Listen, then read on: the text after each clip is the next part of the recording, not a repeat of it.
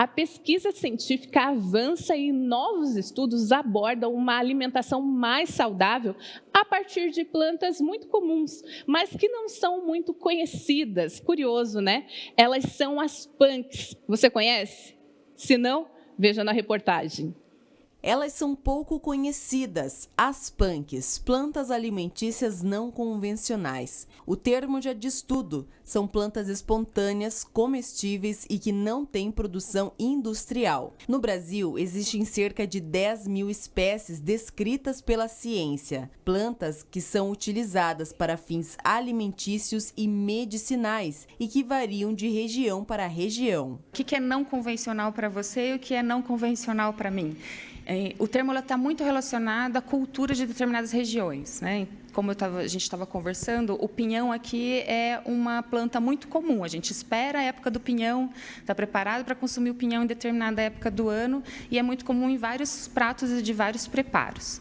Agora, se a gente fala no Maranhão, no Pará, no Nordeste em si, a gente não encontra o pinhão, a espécie, a araucária nativa lá. Então, não, a comunidade de lá, a população de lá não tem esse costume de consumir.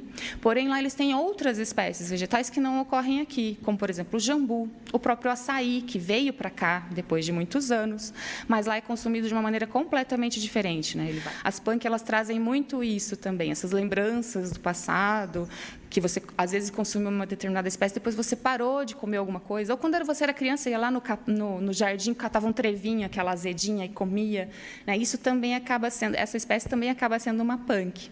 O trabalho é em divulgar essa rica diversidade de espécies, promovendo cada vez mais a própria autonomia alimentar. Porque nós, como seres humanos, a gente dependia da natureza num determinado ponto da nossa história e a gente aprendia a identificar plantas porque nós éramos seres coletores. Cultivávamos algumas coisas, mas a gente precisava saber o que estava lá. Não existia farmácia, né? Então eu tinha que saber o que tinha na natureza para tirar meu alimento, tirar meu remédio e saber o que não podia comer também, e por observação e várias questões. Conforme a gente foi avançando na história da humanidade, veio a industrialização, o mercado. Então, hoje, a gente deixou de conhecer plantas em um determinado momento.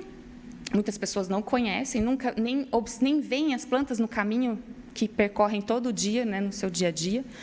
E aí a gente ficou muito restrito ao mundo que tem disponibilizado no mercado, numa feira. A pesquisa na universidade se expande também para a produção da farinha do broto de bambu, beneficiando cada vez mais essas plantas que estão ao nosso redor e que têm alto valor nutricional para a alimentação. A planta não convencional não significa que ela não está aí e que não tem um grande valor.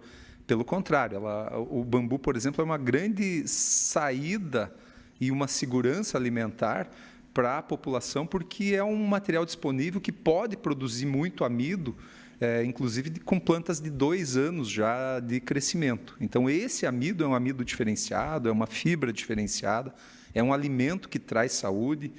Agora, essas coisas precisam ser pesquisadas, desenvolvidas, mas eu posso fazer um pão, posso fazer um cookie, uma cerveja usando a farinha de um broto de bambu, mas eu posso usar um colmo grande.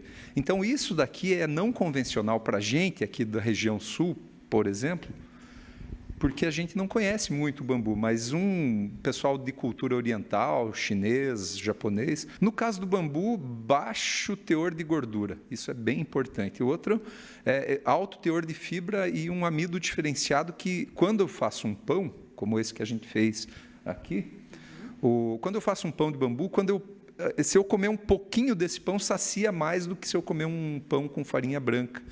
Isso daí, além dos nutrientes raros que ele traz, né, tem uma série de elementos raros aí que fazem bem para a saúde, ele é um alimento procurado por pessoas que têm uma restrição na dieta, né? As punks não têm finalidade de substituir os alimentos convencionais, mas sim vêm para agregar na alimentação, de forma que haja o aproveitamento integral de todas as partes da planta. Nosso desafio com tecnologia de alimentos é preparar alimentos que sejam com textura semelhante, com sabor que sensorialmente seja aceito pela população.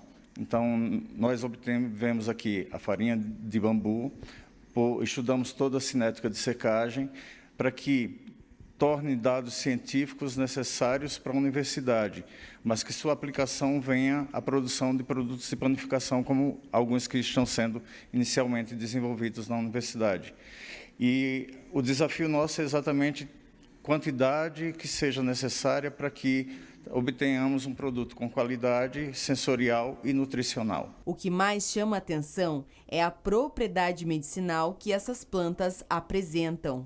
A exemplo do caramuela, que é muito comum na região, mas também que tem sua utilização menor do que a necessária, durante o projeto de pesquisa de uma das alunas de mestrado, nós descobrimos no caramuela um potencial muito acima do esperado para a cura de câncer, em específico de leucemia.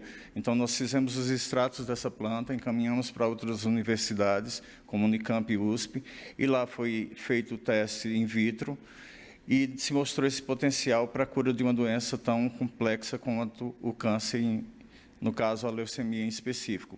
São necessários testes dar sequência a esse projeto para que a gente confirme a utilização disso no futuro como um medicamento.